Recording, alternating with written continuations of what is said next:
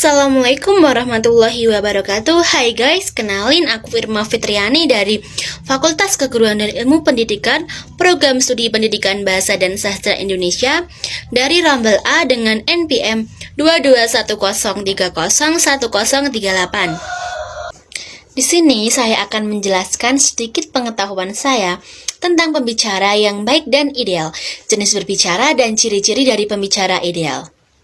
Sebenarnya berbicara itu apa sih? Apakah hanya sebatas mengucap kata menggunakan mulut atau ada pengertian yang lebih mendalam lagi mengenai berbicara?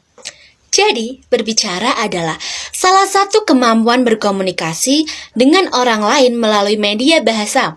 Berbicara adalah bentuk tindak tutur yang berupa bunyi-bunyi yang dihasilkan oleh alat ucap disertai dengan gerak-gerik tubuh dan ekspresi raut muka. Pembicara yang baik atau ideal ialah pembicara yang selalu berusaha memahami materi yang akan disampaikannya, akan selalu berusaha untuk dapat memahami pendengarnya, situasi, dan juga kondisi pembicaraan yang diciptakannya dengan baik. Berbicara juga memiliki tujuan. Tujuan yang utama dalam berbicara adalah untuk berkomunikasi.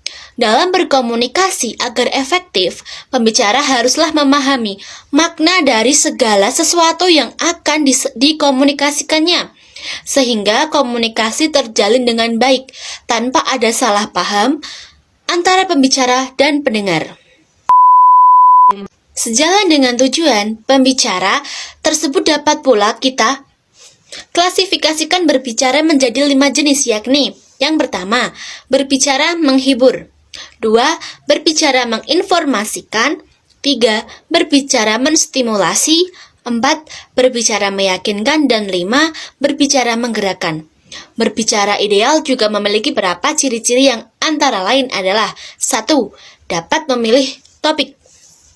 Pembicara yang baik akan memilih topik atau materi pembicaraan yang menarik, aktual bagi dirinya maupun bagi pendengarnya. Yang kedua, menguasai materi. Pembicara yang baik berusaha menguasai dan mendalami materi yang akan disampaikannya. Ia berusaha mempelajari, menelaah dari berbagai sumber acuan, baik berupa buku, majalah, artikel, dan sumber yang lain yang dapat dimanfaatkan sebagai pemerkaya dan bukti materi pembicaraan. Berbagai sumber pembicaraan ditelaah dari beragam sudut pandang, sehingga jelas kaitannya dengan ilmu yang relevan. Yang ketiga, memahami latar belakang pendengar. Sebelum pembicaraan berlangsung, pembicara yang baik berusaha untuk dapat mengumpulkan berbagai informasi tentang pendengarnya, misalnya tentang jumlah, jenis, kelamin, pekerjaan, tingkat kecerdasan maupun minat. Bahkan perasaan pendengar tentang topik yang akan dibawakannya sudah diramalkan apakah para pendengar akan simpati, apatis, atau antipatik. Yang keempat, mengetahui situasi-situasi yang menaungi pembicaraan. Perlu diperhatikan oleh pembicara yang baik. Pembicara yang baik akan berusaha untuk mengidentifikasi ruang, waktu, sarana, prasarana, dan suasana. Ruangan meliputi luas, tempat duduk, podium, sirkulasi udara, dan penerangan. Waktu meliputi pagi, siang, sore, malam, sebelum dan sesudah istirahat makan. Sarana dan prasarana meliputi pengeras suara, akustik, OHP, dan sebagainya. Suasana tenang, gaduh, dan bising. Yang kelima, tujuan jelas, tujuan yang dirumuskan secara jelas, tegas, gamblang, atau membuat efektivitas pembicaraan. Pembicara yang baik mengetahui dengan persis hendak kemana pendengar dibawa. Apakah pendengar hendak dihibur, diberi informasi, diyakinkan, atau distimulasi. Dengan demikian, pembicara mengetahui dengan pasti respon yang akan diberikannya oleh para pendengar.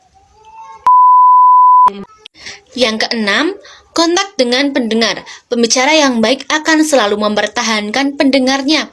Ia berusaha memahami reaksi emosi pendengar. Ia mengusahakan adanya kontak batin dengan pendengar lewat pandangan mata, perhatian, anggukan, atau senyuman. Yang ketujuh, berkemampuan linguistik dan non-linguistik tinggi. Pemilihan kata atau ungkapan kalimat yang tepat untuk dapat menguraikan pendapat akan sangat membantu pembicara dalam menguraikannya. Di samping itu, ucapan, pelafalan, dan intonasi tidak dapat diabaikan.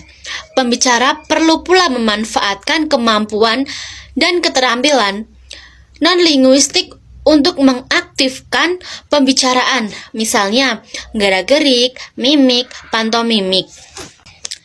Yang kedelapan, menguasai pendengar. Pandai menarik perhatian pendengar merupakan hal yang sangat positif bagi pembicara. Dengan gaya yang menarik dan simpatik, ia dapat mengarahkan dan memusatkan perhatian para pendengarnya untuk mengikuti pembicaraan yang akan disampaikannya. Kemampuan membuka dan mengakhiri pembicara merupakan bagian di antaranya. Bila perhatian pendengar sudah mulai menurun, pembicara berusaha untuk membangkitkan kembali dengan keterampilannya.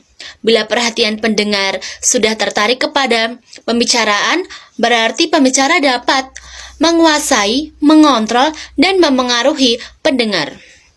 Kemudian yang kesembilan, memanfaatkan alat bantu. Pemanfaatan alat bantu seperti diagram, skema, statistik, gambar akan sangat membantu kejelasan pembicaraan.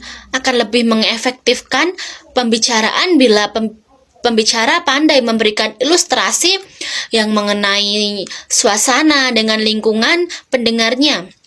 Yang terakhir atau yang ke-10 adalah penampilan yang meyakinkan. Pembicara yang baik akan selalu tampil meyakinkan pendengarnya. Tingkah laku, gaya bicara, bahasa, dan cara berpakaiannya, dan kepribadian sederhana tetapi tetap berwibawa akan menimbulkan simpati pendengar. Mungkin sampai di sini saja sedikit penjelasan saya mengenai tujuan, jenis, dan ciri-ciri pembicaraan yang ideal. Bila ada salah pengucapan kata, mohon maaf yang sebesar-besarnya. Wassalamualaikum warahmatullahi wabarakatuh.